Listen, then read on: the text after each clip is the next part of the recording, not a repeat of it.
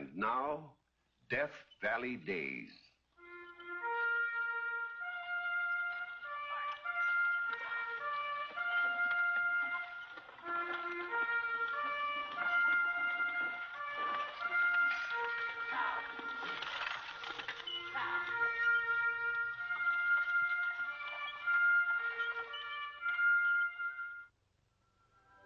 Howdy, folks. I'm the Old Ranger, and I have another interesting true story for you about the historic Death Valley country. In the year 1828, Andrew Jackson was elected President of the United States, and a boy born on an Ohio farm was named for him, Elias Jackson Baldwin, better known to millions of Americans as Lucky Baldwin. Now, luck is a pretty good word if you put a P in front of it. Young Elias had plenty of pluck. So I call these highlights in the fantastic career of Elias Jackson Baldwin, the man who was never late.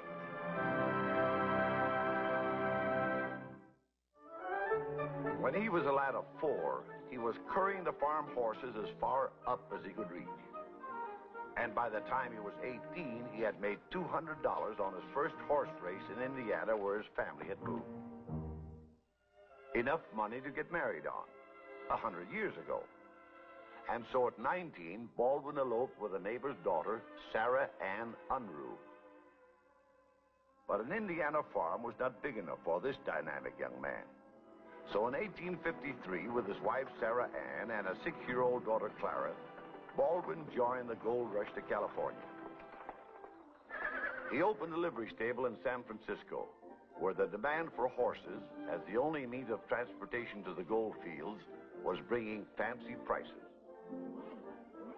It's a pretty good bet that on this morning in 1859, the prospectors riding out of Baldwin stables would never have guessed that the enterprising owner was destined to become one of the great builders of California. And the German immigrant who was at that moment buying his horses was to become the builder of a famous mining tunnel and mayor of San Francisco, Adolph Sutro. How is it you never go up into the gold country yourself, Mr. Baldwin? I'm a businessman, Mr. Sutro. Put my faith in good horses and good land. Sit down. Where are you heading this time? Johnson's Cutoff, Gold Canyon. Well, I don't envy you that trip. Came down it with a pack train on my trek west. And it's as barren a stretch of sand and sagebrush as I ever hope to see. Barren on the surface. But underneath, deep in the sun-bleached mountain, I believe there lie untold riches. And you aim to find them, huh? It's going to take a lot of money to sink shafts and hoist ore and extract the gold from it. That's where men like you will come in. I'll be bigger business than placer mining ever was. I bought a little share in a mine in Grass Valley the other day. Already I've been offered more than I paid for it. That's just it. There'll be fortunes made just in trading shares. Fortunes made and fortunes lost, huh?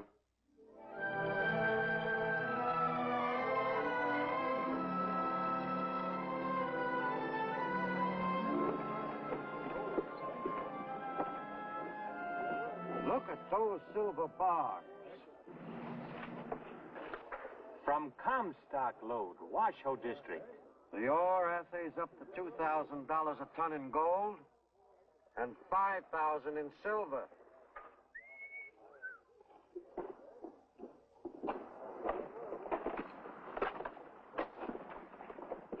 Well, Mr. Sutro, looks like you were right. It's going to take a lot of promotion and machinery to get that ore out. Millions of dollars worth. Now you're talking my language. Might be dropping in on you one of these days up in Virginia City. Right now, we better get back to the stable, boss. Something tells me there's going to be a considerable increase in your business.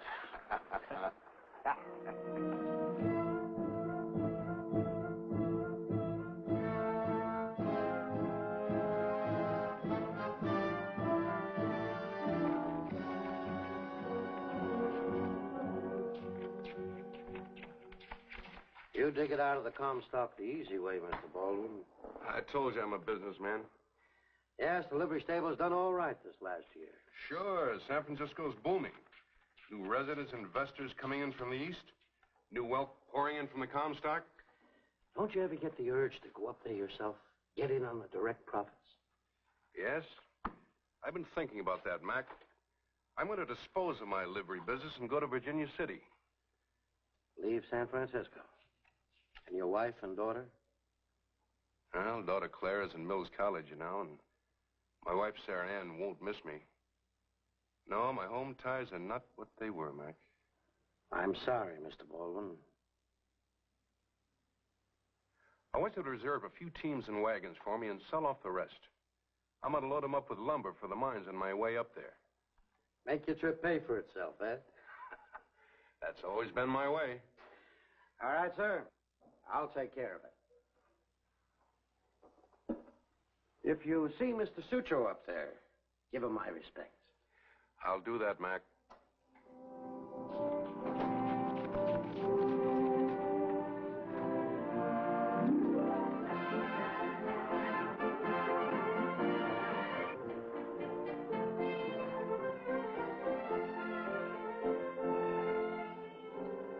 Baldwin, I see you made it. Well, Sutro, sit down. Have a bite on me. No, thanks. I just ate. How are you making out? I'm learning. I talked to everybody that knows anything. I've been down in the mines. I've looked into the stopes and galleries and examined the stringers of ore. I'm even studying geology.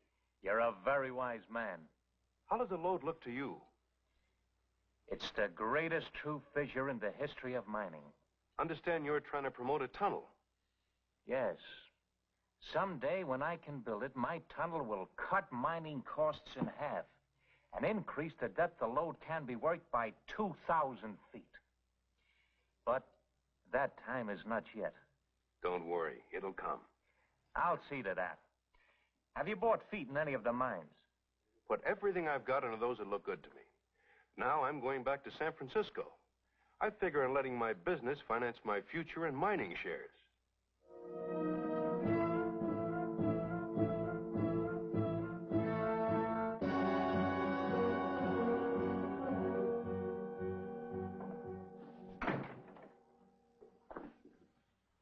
Mac, I want you to sell my shares in every mine that's at its peak of production right now. That'll be Yellow Jacket, Chala, and Potosi. And Savage. Best in the Comstock this year. Here you are, Mac. Cash 'em in. You sure know how to pick them, Mr. Baldwin. These'll net you a cool $1 million. Yeah. I deposit it to my account. Oprah and Crown Point aren't doing much. Well, I'll hang on to them. Hale and Norcross are down. Keep that, too. Mac, I'm 39. I've worked hard all my life. Now, I want to get out and see something in the world. I'm going tiger hunting in India. You deserve a vacation, sir. You've been a loyal and able manager, Mac. I'll leave things in your hands. Now, about this Hale and Norcross stock, I paid $800 a foot for it. If it comes back up to that, sell. The shares will be here in my safe. Yes, sir.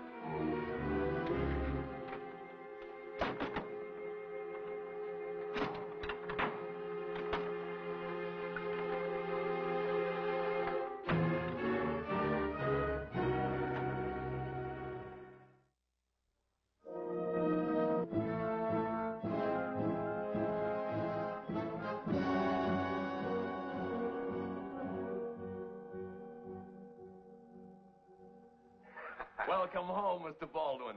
Been a long time. 2 years, Reuben. How was the hunting in India? Oh, it's a wonderful sport. Bagged 2 big killer cats. Oh, that isn't all you did. I hear you organized a vaudeville troupe in Japan and brought them back to the States with you. Smash hit in New York and on the road. First time anything like this has been seen in America. Opening in San Francisco this week. Then I'm selling them to Gilbert for a world tour. Want you to drop the papers. Isn't there anything you can't make a success of? My ideas are still way ahead of me. Understand things aren't going too well in the Comstock. Everything shot to blazes. All except Hale and Norcross. They struck a rich pocket. It turned out to be a bonanza. That's so. Say, I had some feet in that. Told McHenry to sell when it got up to what I paid for it. $800. Ooh. You played out of luck there. You know what it's selling for now? $12,000 a foot. 12,000 of... Oh, well. He's crying over spilled milk, huh? That must be McHenry. I told him to meet me here. Come in.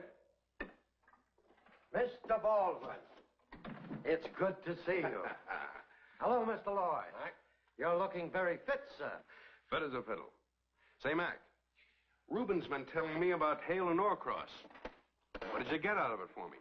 Not a thing, Mr. Baldwin, because I couldn't sell. What?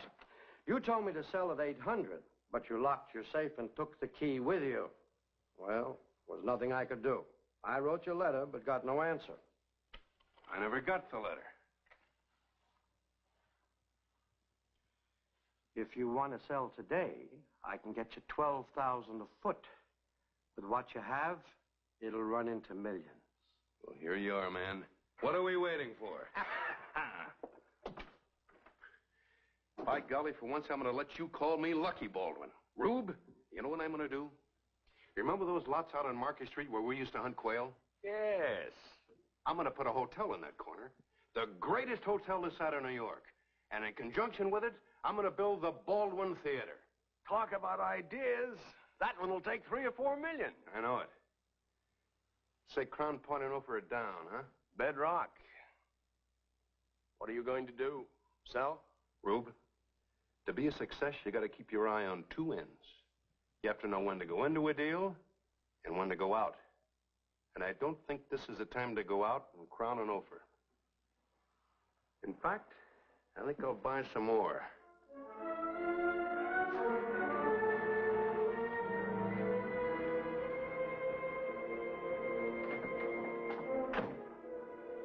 Mr. Baldwin, I've got news. There's a new bonanza in Crown Point. Aha! Just what I figured. Stock's up to 50. But it's so closely held, no sales are being made. That means they're trying to counteract the report of the bonanza. Keep the price down till I can buy more. That recent court decision in New York ruled that the majority can shut down a mine. Not if I can stop them. Rube, corral your whole tribe of lawyers. I got a job for you.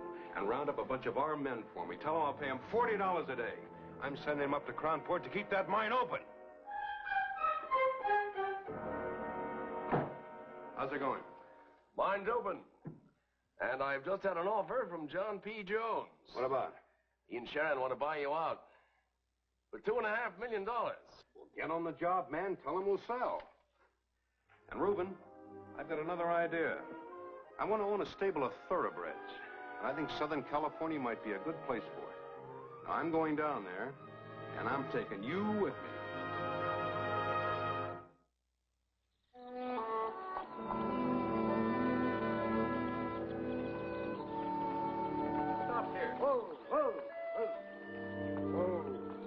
This valley we're driving in. San Gabriel. You can get a view of it for miles from the top of that rise. Let's take a look.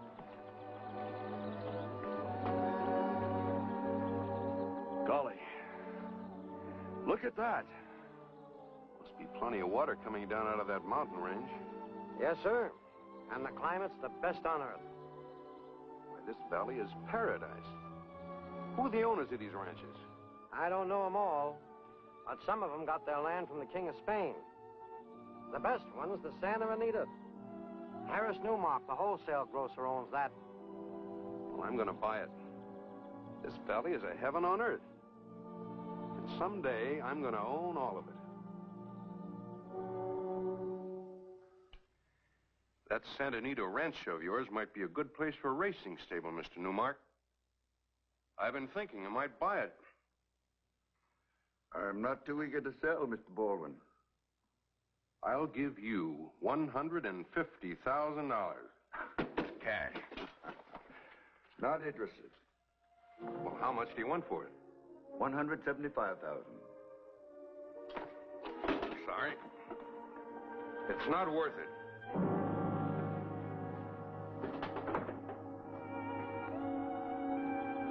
Yes, I know. It's been a week since I made Newmark that offer. I haven't had a peep out of him since. Well, he gave you his price. Evidently, he doesn't mean to sell for less. I've got to have this beautiful land. I'm going to make it my home. And there's just one thing to do. Meet his price.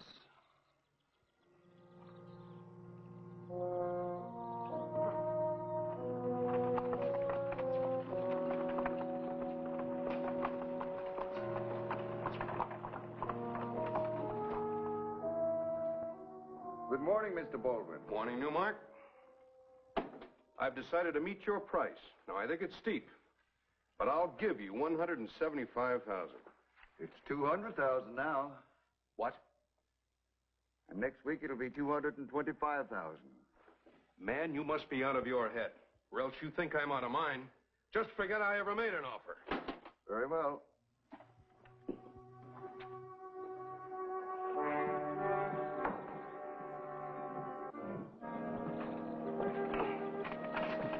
You must think I own the mint. Now he's got the price up to more than 25 an acre for that sheep pasture. Sheep pasture? I thought you told me that valley was a paradise on earth. I did, but for $200,000. Yes, but don't forget, the Southern Pacific and the Santa Fe Railroads are both going to build through there. He knows that as well as you do. He's liable to put the price up another jog next week. Just what he said he'd do. So why not act while there's time? Have you forgotten what's in this box?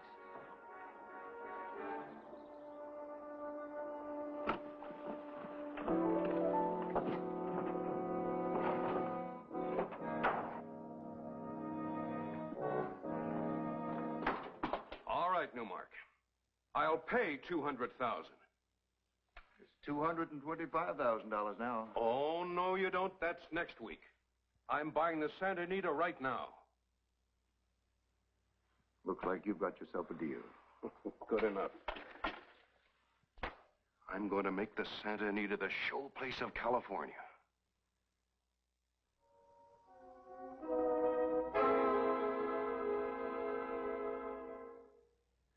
Give it to me straight, Rube. Where do I stand? It's a pretty staggering blow, sir. Besides your $2 million cash in the Bank of California, your shares in the Comstock lost 30% in a day. My investments have never been strung out so thinly in my life. I spent $2 million on a new hotel, and I need $1.5 million more to complete it. Why, I've spent over $100,000 on racehorses. And I'm committed deeply in the San Gabriel Valley. Banks down there are closed, too. Everything is paralyzed. Well, I'm not licked yet. Have you talked to Ralston, the president? What's the actual condition of the bank? He said there's dollar for dollar in the bank for depositors, if it's managed right. But mighty little for the stockholders. Then we've got to subscribe money and put the bank on its feet. The president prefers to throw it into bankruptcy. We can't let him do it. For the entire economy, the West leans on that bank. Get your hat, Lloyd. Where are we going? To see every big stockholder in the bank. I'll subscribe $1 million, and we've got to get others to do the same.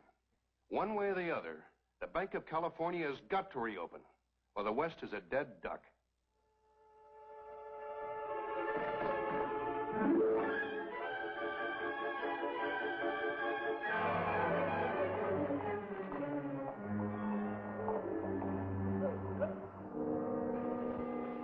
Looks as though San Francisco's mighty happy to have the bank reopen. You can be proud of what you've done, sir. Yeah, I'm not through yet. You see that line? Those people are waiting to get their money out. Yeah, you take the reins. I'm going to put on a little show.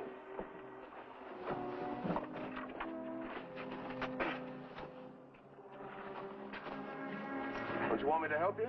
Nope. Just stay put. See what happens.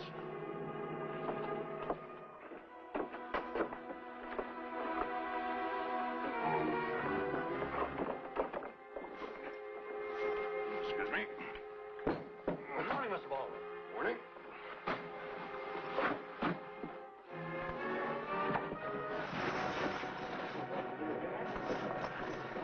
Say, there's a lot of gold here, Mr. Baldwin. $40,000. Did you hear that? Mr. E.J. Lucky Baldwin, president of the Pacific Stock Exchange, who already has $3 million in this bank, has just added $40,000 in gold. I reckon I'll stay all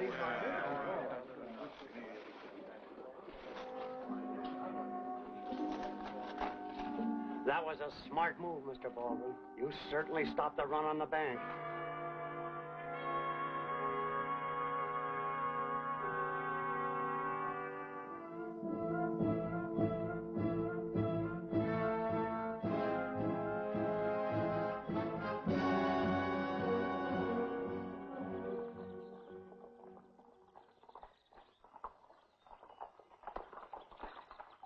Woo! There's my land. There's 54,000 acres of it. It's beautiful. Man can walk 18 miles in a straight line, never step off my land. Jenny, it could be our land if you'd say the word. I know. You're thinking of the other women in my life. I wasn't thinking about that at all. Well, my public reputation is such that you must have been warned against me. I'm not a child, Mr. Baldwin. You are a child. And that's another thing against me. You're 20, and I'm a man with a daughter your age. Oh, it's true. My second wife has her divorce, and Sarah Ann is dead. She was the one you really loved. Yes. Yes, long time ago. Jenny, I can't bring your youth, but I can give you the mature love of a man's heart and the bounty of a man who has worked hard to win. It lies there on the floor of that valley. Jenny, do I stand a chance, or is there some younger fellow? There are many young fellows, and several of them have asked me to marry them. But beside you, they seem callow and insignificant. You mean? I mean, I fell in love with you the first time I met you, Elias. Jenny.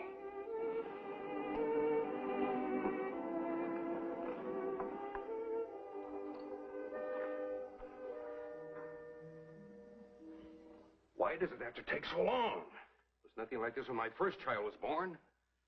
Jenny is a delicate little thing. You do think she's going to make it, don't you? Sure. Sure she will, old man. If anything should happen to Jenny, I'd...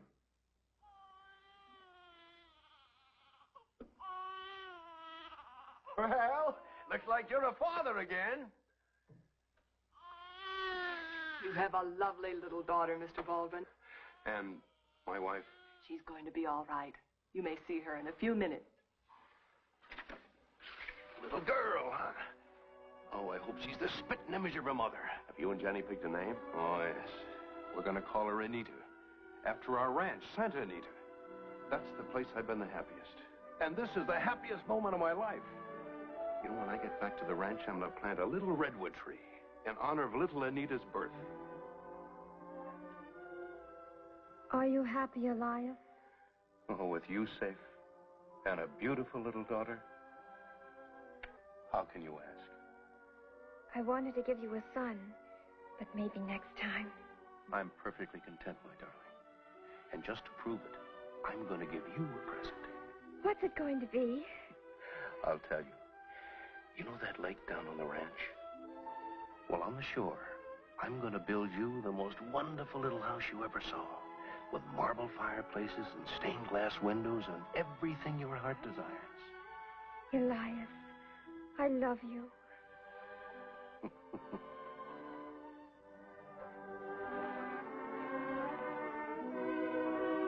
The lovely Jenny didn't live to see the beautiful cottage her husband built for her. But as the years went by, her little daughter Anita spent many happy hours there with her father, Lucky Baldwin. I got you on the run, Papa. That's what you think. I beat you again. Oh, Papa, you always win. You're just plain lucky, Papa. I'll say I'm lucky.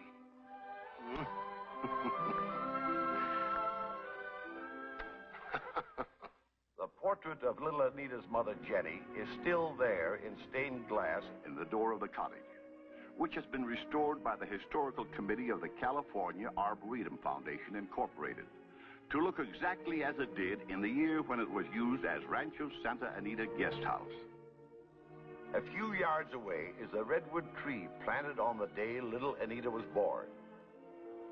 Across the lake is the old adobe house where Lucky Baldwin lived out his full dynamic span of 81.